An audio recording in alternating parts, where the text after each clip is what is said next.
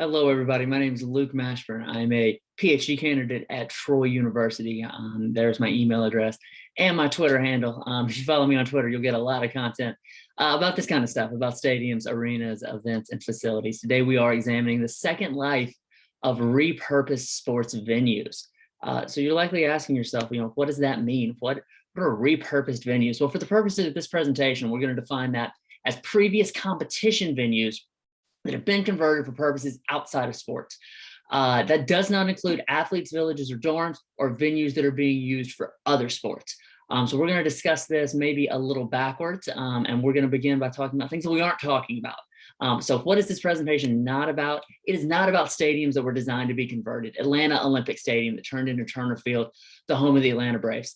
Presentation is not about that. It's not about stadiums that were converted after their abandonment. Atlanta's Olympic Stadium, Turner Field, actually fits both of those. When the Braves left, it became a college football venue.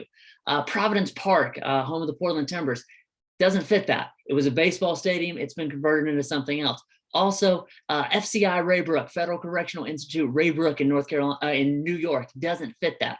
Why? And why are we talking about a prison? That was actually the athlete dorms for the 1980 Lake Placid Olympics. Very famous Miracle on Ice. The athletes were in what would become a prison. These are not things we're talking about. What we're talking about is we're talking about stadiums and arenas that have been turned into something outside of the world of sports. Maybe they've been used for retail, amusement, religion, or even housing. So those are the topics that we're going to talk about today. And the reason that this is important and the reason that it's great that some of these venues have been converted to other things is because this is the alternative. It turns into a parking lot. Fulton County, Atlanta Fulton County Stadium, right outside of Turner Field, where the Braves don't even play, parking lot. That's all that's left of the stadium and the wall where Hank Aaron hit homer 715 to break Babe Ruth's record. Ebbets Field, one of the greatest venues maybe in history, is reduced to a marker in a parking lot of a housing complex in Brooklyn. Johnny Rosenblatt Stadium in Omaha, Nebraska, home of the College World Series for many, many years, has a little infield and a few seats left in the middle of a parking lot of the Omaha Zoo. How many times do we see this? How many times do we see a marker in a shopping mall, maybe the Mall of America, or in a university, University of Pittsburgh, Forbes Field, where the Pirates played for so long, have small markers to these stadiums, but the venues themselves are just gone. There's nothing reminiscent of them at all. And the reason that it's so important that there's nothing reminiscent is because of place attachment theory. And this is an environmental psychology theory. And it is defined as the emotional bond between a person and a place. It causes emotional and social responses. Probably the best example of this is maybe going to church or going to a stadium. I think people act differently in a stadium than they do in other places. Think of maybe the first time you got to see your team. As kind of grown-ups or adults now, we see this with maybe international soccer teams. Maybe the first time you get to go watch your English team play, if you're an American, that can be emotional and that can be social. People will act differently in a stadium. You're hugging strangers, right? I don't walk down the street and do that normally, but if I'm at a football game and I'm watching my South Carolina Gamecocks play, you might get a hug. And that's a different emotional and social response. And we have those responses in the venue and just from seeing the venue. And that's how place attachment theory manifests itself in various ways. It can be the first time you go to the venue, or it can be memories of seeing an old venue. I think for many of us, we love this industry and we love this field because we have great memories of sports. Places we went when we were growing up, maybe with family, maybe with friends. And we still get those feelings and those memories flooding back to us when we see these venues, right? And that's why this repurposing is important, because in some ways, we're still going to get to see these venues, even if they have a little bit of a different life now. So we'll get into some of these examples and exactly what we're talking about. So we're talking about, once again, repurposing facilities and taking an old competition venue and turning it into something else. And why do we do this? Because it may lead to that continued place attachment theory. It's certainly a more sustainable option than just tearing something down and building from the ground up. It also may be cost effective, not just for the new tenant, but for the previous landowner to get rid of this depreciating asset and give that to a new tenant, a new landowner, that then has the bones of a structure to build something that can be cost effective. We have a very good example of that in this presentation. And look, it's better than an empty lot. It's better than a parking lot. It's better than what happened up at Texas Stadium in Irving, Texas, where the stadium was torn down 15 years ago, and there's nothing there. It's still an empty lot. So we'll go through this and we'll talk about why these things, in my opinion, are just a little bit better than knocking down buildings altogether.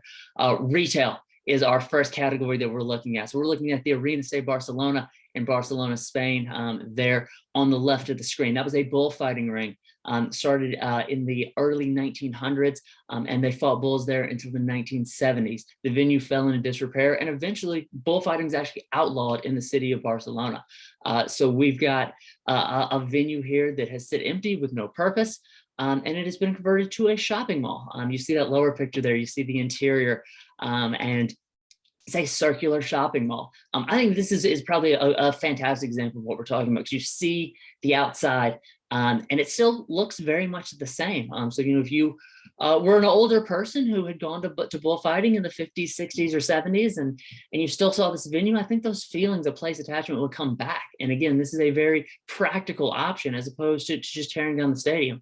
Likewise, domestically in Memphis, Tennessee, the great Memphis Pyramid, right on the Mississippi River, was turned into a Bass Pro Shops when the Memphis Grizzlies left it for FedEx Forum a few years back. This is the largest Bass Pro Shop in the world, and it is inside a old basketball arena that was built to look like a pyramid. Yeah, that's an odd sentence that I just said, but it's again, it's something that you see. And that venue is very much downtown Memphis. So if you're coming across on the interstate and you cross the Mississippi River into Tennessee, you're gonna see that. And I think for a lot of people who are from Memphis, they likely see that venue and remember going to Grizzlies games and when the Grizzlies first moved to Memphis many years ago. So I do think in this way, despite the fact that they are now retail establishments, we still get some place attachment theory with these venues, some place attachment for fans. Housing, this is one of my favorite things. I love this so much. The picture on the left is London, England. In the background, you have the Emirates Stadium where Arsenal FC plays. In the foreground, you have the Highbury Stadium where Arsenal played for about 90 years. That has been turned into apartments or flats, as they would call them in London. So you see that in the foreground, that's the Highbury. The exterior, very, very similar. If you were street level and walking after that, you would think you were still going to a Gunners game. But inside, it is now apartments that overlook sort of a garden or a park there in the field. A very similar situation in Indianapolis, where the Indianapolis Indians, and before that, the old Negro League Indianapolis Clowns played. At Victory Stadium has been converted into apartments. So we've once again got the exterior looks like a ballpark, interior is apartments, and it's kind of overlooking the field. From the exterior standpoint, again, this is somewhere where you were watching games growing up, you would still have those same feelings probably rush back to you as you saw the venue. And then interior, it's a pretty cool place to live. If I lived in one of these cities, I'm not gonna act like I wouldn't want to live here. This is cool. And again, it's a little more cost effective and a little more sustainable than some other options. Amusement, this is one of my absolute favorite ones. This is the water cube in Beijing. 2008 Olympics, Michael Phelps performed probably the greatest feat in the history of the Olympics at this venue. He won 8 gold medals. Back just this year, it was used for curling. We called it the ice cube. That was a term that NBC used.